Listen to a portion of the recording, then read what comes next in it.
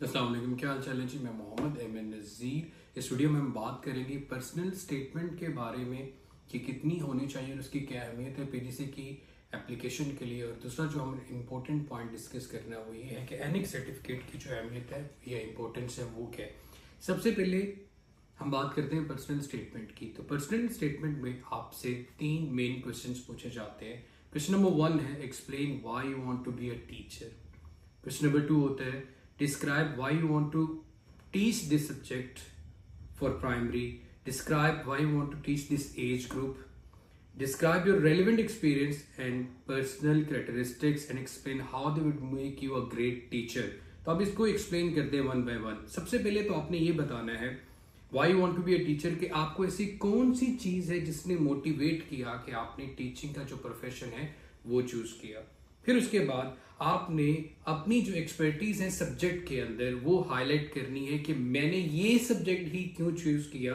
और अगर आप प्राइमरी में हैं या सेकेंडरी स्कूल में हैं तो आपने ये एज ग्रुप ही क्यों सिलेक्ट किया।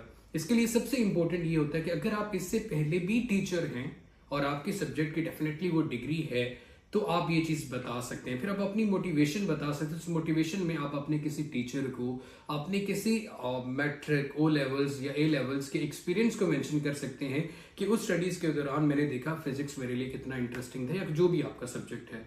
उसके बाद आपने अपनी पर्सनल स्किल्स बतानी है कि रेलिवेंट एक्सपीरियंस या फिर आपने कोई वॉलंटियर काम किया था यंग पीपल्स के। और यंग का यहाँ पे मतलब है सेकेंडरी स्कूल के बच्चों का। और जो अच्छी स्टेटमेंट कंसीडर की जाती है उसकी जो वर्ड लिमिट है मैक्सिमम आपसे कहा जाता है कि आपने बनाना है बिटवीन 500 to 1000 वर्ड्स। लेकिन जो अच्छी एक स्टेटमेंट एक्सप्लेन की जाती है इन 3 क्वेश्चंस को विदाउट एनी रेपिटेशन वो अराउंड 700 की जो पर्सनल स्टेटमेंट है वो अच्छी लिखी जाती है। एक्चुअली उसमें आप अगले बंदे को बता रहे होते हो क्यों मैं सूटेबल कैंडिडेट हूं पीजीसी के लिए। और दूसरी बात करते हैं एनिक सर्टिफिकेट की। बहुत क्लैरिटी के साथ जब आप एप्लीकेशन फॉर्म फिल कर रहे होते हैं उसके अंदर आपसे जब भी आप अपनी क्वालिफिकेशंस ऐड करते हैं एक एक स्टेप पे पूछा जाता है डू यू हैव एनिक सर्टिफिकेट। अब ENIC कंपेरेबिलिटी सर्टिफिकेट होता है, मुआजना किया जाता है, कंपेयर किया जाता है आपकी कंट्री की क्वालिफिकेशंस को यूके के साथ। तो उसके ऊपर एक टैब में लिखा होता है बड़ा क्लियरली कि अगर आप ये एप्लीकेशन एनिक सर्टिफिकेट के साथ अपलोड करते हैं या अपडेट करते हैं या सबमिट करते हैं तो आपके जो कंडीशंस मिलने के चांसेस हैं वो 30% बढ़ जाते हैं।